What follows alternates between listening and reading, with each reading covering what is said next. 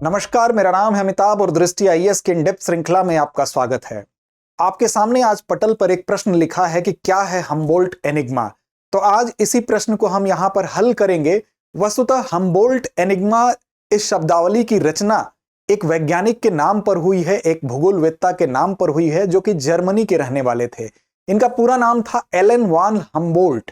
तो इनके नाम पर इनके शोध के द्वारा दिया गया एक कॉन्सेप्ट है, उस कॉन्सेप्ट के आधार पर ही इसको हम्बोल्ट की पहेली या हम्बोल्ट एनिग्मा नाम दिया गया है। तो आज इस संदर्भ को हम समझेंगे। इससे पहले आपको बता दें कि एलन वॉन हम्बोल्ट जो हैं, इन्हीं के सुझाव पर पनामा नहर का निर्माण किया गया था। साथ ही आपने पेरू में चलने वाली एक ठंडी धारा के नाम को अक्सर सुना होगा, हम्बोल्ट धारा। उस धारा का नामकरण भी इन्हीं वैज्ञानिक के, इन्हीं भूगोलवेत्ता के नाम पर रखा गया था। इसके अलावा अगर बात करें तो इन्होंने एक बड़ा मशहूर ग्रंथ लिखा था जिसका नाम था कॉस्मोस। उसके कारण भी इनको जाना जाता है और बहुत ढेर सारा योगदान है। इनकी एक संकल्पना है प्रकृति की एकता की संकल्पना, जो काफी मशहूर है। तो आइए समझते हैं कि क्या है हम्बोल्ट एनिग्मा या हम्बोल्ट का रहस्य या हम्बोल्ट की पहेली। तो देखते हैं इस संदर्भ को। सबसे पहले हम किन बिंदुओं के अंतर्गत समझेंगे। सबसे पहले हम देखेंगे खबर क्या है, खबर के बाद हम्बोल्ट एनिग्मा के बारे में उस रहस्य को समझने का प्रयास करेंगे। जैव विविधता क्या होता है, चूंकि इस खंड से संबंधित है, उसको समझेंगे। जैव विविधता के हॉटस्पॉट क्या होते हैं, क्योंकि इसी के संदर्भ में उन्होंने अपनी ये परिकल्पना दी थी। अंत में एक अभ्यास प्रश्न होगा और आपको बता दें कि सामान्य अध्ययन प्रश्न पत्र 1 के लिहाज से यह प्रकरण आपके लिए महत्वपूर्ण है। अब बात अगर करें हम्बोल्ट के प्रकृति के साथ एकता की संकल्पना की बात की गई, अर्थात उन्होंने प्रकृति को एक दूसरे के साथ कनेक्ट करने की बात की गई। तो एक कनेक्टिविटी की बात आपके साथ भी हम कर लें कि हमारे साथ अगर आप कनेक्ट होना चाहते हैं तो हमारे चैनल को सब्सक्राइब कर लें, ताकि आपको हमें ढूंढना न पड़े, ताकि हम आपकी तैयारी को धार देने के लिए आपके लिए तुरंत उपस्थित रहें, हम आप तक अपनी सूचना को तुरंत पहुंचा सकें। बात अगर खबर की करें तो खबर है द हिंदू की, what is the Humboldt's enigma and what does it mean for India. Bharat के लिए इसका क्या मतलब है, उसको भी समझेंगे। तो इस खबर के आलोक में हम सबसे पहले देखते हैं कि क्या है हम्बोल्ट एनिग्मा। वस्तुतः आपको बताया गया कि जो अलेक्जेंडर वॉन हम्बोल्ट थे, 1799 में ये लैटिन अमेरिका की दिशा में निकलते हैं, यात्रा करते हैं। ये प्रकृति के फील्ड में काफी शोध करते हैं। ये तकरीबन देखा जाए तो 5 वर्षों में 8000 किलोमीटर की यात्रा करते हैं और इस दौरान विभिन्न जो भौगोलिक संरचनाएं हैं उसका अध्ययन करते हैं। इसी क्रम में ये पहुंचते हैं एंडीज पर्वत और एंडीज पर्वत से होते हुए माउंट चिम्बाराजो। माउंट चिम्बाराजो एक ज्वालामुखी पर्वत है जो इक्वाडोर में स्थित है। वहां ये पहुंचते हैं और वहां पे अपने शोध कार्य के दौरान ही ये देखते हैं कि जो पृथ्वी की जैव विविधता को समझने में पहाड़ों का जो स्थान है उसको ये कैसे स्थापित करते हैं, उसके बारे में पूरे विश्व का ध्यान आकर्षित करते हैं और एक नई विचार को लोगों के सामने खोज के, नई विचारधारा को लोगों के सामने रखने का काम करते हैं। क्या करते हैं, तो उन्होंने कहा कि जो जैव विविधता का भौगोलिक पर्यटन जो पैटर्न है, उसमें एक जो पहले से चली आ रही अवधारणा है, उसके उलट इन्होंने दूसरी तरफ लोगों का ध्यान आकर्षित किया। क्या थी पहले से चली आ रही अवधारणा? एक सामान्य अवधारणा यह है कि इक्वेटर अर्थात भूमध्य रेखा के ऊपर या नीचे हम ध्रुवों की तरफ जब जाते हैं तो साफ साफ ये कहा जाता है, एक आम धारणा यह है कि तब जैव विविधता में हमको कमी देखने को मिलती है। लेकिन इन्होंने ये कहा कि जो पर्वतीय क्षेत्रों की उच्च जैव विविधता की व्याख्या करने में ये जो धारणा है, पहले से जो प्रचलित धारणा है, वो विफल रहती है, क्योंकि बहुत से ऐसे क्षेत्र हैं जो कि इक्वेटर के आसपास उष्णकटिबंध या अर्ध उष्णकटिबंध में स्थित नहीं है, साथ ही ये ध्रुवों की ओर भी स्थित हैं, फिर भी वहां पर जैव विविधता पाई जाती है और विशेष रूप से ये पर्वतीय क्षेत्र हैं। और इसी पूरे प्रकरण को विशेष रूप से जब इन्होंने इंगित किया तो उसको हम्बोल्ट पहेली या हम्बोल्ट एनिग्मा के नाम से जाना गया और इसे एक नई अवधारणा के रूप में देखा जाता है। जैसे आप देखें, बीच में अगर इक्वेटर को देखें तो यहां से जो हॉटस्पॉट आपको दिखाई दे रहे हैं वो तो एक सामान्य अवधारणा का हिस्सा है, वो तो ठीक है। लेकिन इसके अलावा ध्रुवों की ओर, चाहे वो दक्षिण हो, चाहे वो ऊपर हो, चाहे यहां पर एंडीज का एरिया हो जहां पर इन्होंने अपना शोध कार्य किया, या यहां पर अफ्रीका के नीचे का एरिया हो, या यहां ऑस्ट्रेलिया का एरिया हो, या इधर यूरोपीय हिस्से में जो भी यहां हॉटस्पॉट आपको दिखाई दे रहे हैं, जो विशेष रूप से जो पर्वतों पर हॉटस्पॉट की बात कही जा रही है, जैव विविधता की बात कही जा रही है, वो कहीं ना कहीं लोगों को सोचने पर विवश कर दिए। इसी बात को हम्बोल्ट एनिग्मा या हम्बोल्ट पहेली के रूप में जाना जाता है। इन्होंने कुछ बातों की तरफ लोगों का ध्यान आकर्षित किया। क्या कहा कि जो पर्वतीय क्षेत्र की दुनिया है वहां पर इन्होंने कहा कि आप सभी ध्यान से देखें। इन्होंने अपने फैक्ट्स, अपने शोध के माध्यम से इस बात को स्पष्ट किया कि वहां पर कई ऐसी प्रजातियां हैं जो कि अन्य जगहों की तुलना में स्थानिक भी हैं और बड़ी मात्रा में पाई जाती हैं। अब जैसे उन्होंने एक आंकड़ा ये दिया कि जो पर्वतीय स्थान है वहां पर जो उभयचर हैं, पक्षी हैं या स्तनधारी हैं, इनकी संख्या 87% है और ये पर्वत उसकी मेजबानी करते हैं। यहां पर उन्होंने आंकड़े भी दिए कि जो मैमल्स हैं, बर्ड्स हैं या एम्फीबियंस हैं, ये प्लेन की तुलना में या लो लैंड की तुलना में आप देखें माउंटेन्स पर इनकी संख्या जो है वो काफी ज्यादा है। ये आंकड़े में उन्होंने दिखाया। साथ ही उन्होंने कहा कि पहाड़ों पर जो है जैव विविधता ज्यादा है, विशेष रूप से उष्णकटिबंध की जो पहाड़ है वहां भी। और यहां पर इन्होंने दो बातें कही।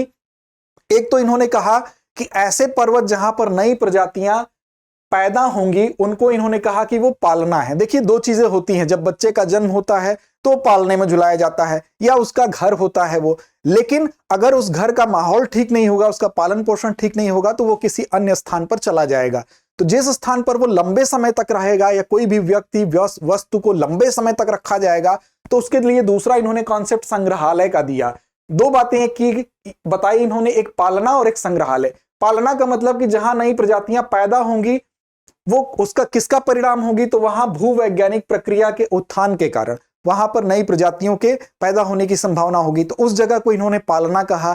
और वो जहां पर लंबे समय तक रहेंगी, वहां की जलवायु उनके अनुकूल होगी, तो उन स्थानों को संग्रहालय कहा।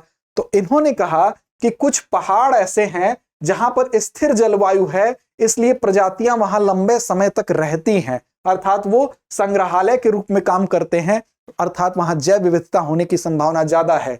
साथ ही उन्होंने कहा, इसका उदाहरण दिया भारत के परिप्रेक्ष्य में। आप देखिए जो पश्चिमी घाट है वहां पर 16 स्काई द्वीप है, वहां पर कुछ ऐसे पुराने पक्षी हैं, पक्षियों की कुछ ऐसी पुरानी प्रजातियां हैं जैसे शोलिकोला और मोंटेसिक्नेला। ये दो ऐसी प्रजातियां हैं पक्षियों की जो कि ऊंचाई पर, चोटियों पर जाकर रहती हैं। नीचे इसलिए नहीं रहती हैं क्योंकि नीचे जलवायु में परिवर्तन होता है और जलवायु के परिवर्तन को वो बर्दाश्त नहीं करती हैं, ये ऊपर जाके रहती हैं। तो उनके लिए ऊपर पर्वतों का जो हिस्सा है वो संग्रहालय के रूप में काम करता है। इसी तरह से इन्होंने ये भी कहा कि एक ही पर्वत कोई जरूरी नहीं है कि ये एक ही प्रजाति के लिए उपयुक्त हो सकता है कि एक प्रजाति के लिए वो पालने के रूप में उपयुक्त है, किसी अन्य प्रजाति के लिए वो स्थान संग्रहालय के रूप में उपयुक्त है। अर्थात किसी के लिए केवल वहां जन्म हुआ किसी का और किसी के लिए वो इतना अनुकूल स्थिति है कि वहां पर वो लंबे समय तक रह सकता है। तो ऐसी दशा में जिसके लिए वो ऐसा अनुकूल माहौल देता है तो वो जैव विविधता को बढ़ाने का काम करेगा।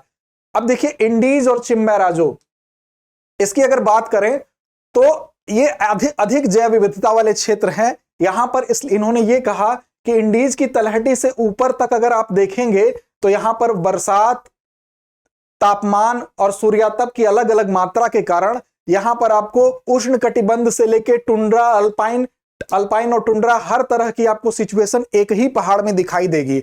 और उन्होंने ये भी कहा कि यहां पर पहाड़ों की जो भूवैज्ञानिक संरचना है वो जितनी विषम होगी, अर्थात उसमें जितनी अलग अलग सिचुएशन होगी, उतनी ही ज्यादा उस पर्वत पर, उस पहाड़ पर जैव विविधता पाई जाएगी। इसके अलावा इन्होंने अन्य फैक्टर्स की तरफ भी ध्यान आकर्षित किया कि जैव विविधता अधिक होने के लिए सिर्फ इनका इक्वेटर के आसपास ही होना जरूरी नहीं है, बल्कि इसमें वहां की मिट्टी, चट्टानों की प्रकृति कैसी है, उनका झुकाव कैसा है, सूर्यातप की कितनी मात्रा वो प्राप्त करता है, उसमें पहाड़ की संरचना कैसी है, क्योंकि एक ही पर्वत का इधर का हिस्सा अगर सूर्यातप ज्यादा प्राप्त कर रहा है, इधर का नहीं कर रहा है, तो वो भी स्थिति है। सामान्य रूप से हमें पर्वत शंकु के आकार के दिखाए जाते हैं, लेकिन भौगोलिक संरचना में अगर अंतर हो तो कोई जरूरी नहीं है, पर्वत का आकार ऐसा भी हो सकता है।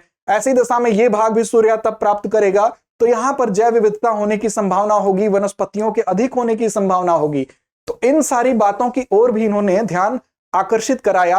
और इसी बात को लेके जो आम प्रचलित धारणा थी पहले वाली, उसमें एक संदेह हुआ, एक पहेली, एक रहस्य का जन्म हुआ, जिसको हम हम्बोल्ट एनिग्मा के नाम से जानते हैं। अब देखिए जैव विविधता की बात हो रही है, एक नजर डालते हैं जैव विविधता किसे कहते हैं। तो सामान्य सा अर्थ है कि जैव विविधता मतलब किसी निश्चित क्षेत्र में अलग अलग जीव जंतुओं वनस्पतियों और उस पर्यावरण को, पूरे पर्यावरण को उसमें शामिल किया जाता है, उसको लेते हुए जो विविधता है उसको जैव विविधता कहते हैं। लेकिन थोड़ा हम परिभाषित रूप में भी देखेंगे। देखिए, सामान्य तो अर्थ यही हुआ कि किसी निश्चित भौगोलिक क्षेत्र में पाए जाने वाले जीवों और वनस्पतियों की संख्या को हम जैव विविधता कह देते हैं। इसके अंतर्गत हम उस पर्यावरण को भी शामिल कर लेते हैं जिसमें वो लोग रहते हैं। लेकिन इस शब्द का सबसे पहले अगर प्रयोग आपसे पूछा जाए तो ध्यान रखेंगे 1916 में आर्थर हैरिस ने इस शब्द को पहली बार इस्तेमाल किया। लेकिन इस शब्द को गढ़ा इनके द्वारा नहीं गया था, इस शब्द को गढ़ा गया था वॉल्टर जी रोसेन के द्वारा 1985 में। और जब पृथ्वी सम्मेलन होता है 1992 में रियो डी जेनेरियो में, तो वहां पर इसकी परिभाषा को स्वीकार किया गया। आप ये परिभाषा ध्यान से देख लें कि जैव विविधता समस्त स्रोतों जैसे अंतर क्षेत्रीय, स्थलीय, सागरीय एवं अन्य जलीय पारिस्थितिक तंत्रों के जीवों के मध्य अंतर और साथ ही उन सभी पारिस्थितिकी समूह जिनके ये भाग हैं में पाई जाने वाली विविधताएं हैं। तो ये इसकी एक परिभाषा है जिसको पृथ्वी सम्मेलन 1992 में स्वीकार किया गया।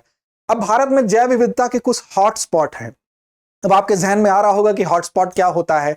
तो बेसिकली हॉटस्पॉट वो क्षेत्र होता है जहां पर जो स्थानिक प्रजाति होती है, अर्थात वहां की जो प्रजाति है वो कहीं और नहीं पाई जाती है, उसकी संख्या अगर 1500 है, अर्थात टोटल जो प्रजातियां हैं लगभग 3 लाख, उनका अगर 0.5% वहां है, साथ ही मानवीय क्रियाकलापों की वजह से उसकी 70% आबादी पर संकट है, विलुप्त हो गई है, तो ऐसी जगह को संरक्षण प्रदान करते हुए हॉटस्पॉट की संज्ञा दी जाती है। पूरे विश्व की अगर बात करें तो विश्व में जो हॉटस्पॉट की संख्या है वो 36 है और भारत के लिहाज से देखें तो 4 है।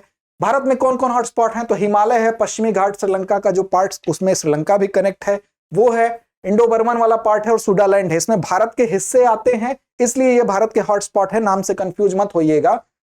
देखिए, बायोडायवर्सिटी हॉटस्पॉट जो है, इस शब्द के अगर प्रयोग की बात की जाए तो नॉर्मन मायर्स ने किया था और इन्हीं के सहयोग से द कंजर्वेशन इंटरनेशनल नाम की एक गैर लाभकारी संगठन ने हॉटस्पॉट की पहली बार व्यवस्थित सूची तैयार की, जिसमें 36 जो स्थल हैं उनको जैव विविधता के हॉटस्पॉट के रूप में एक्सेप्ट किया गया।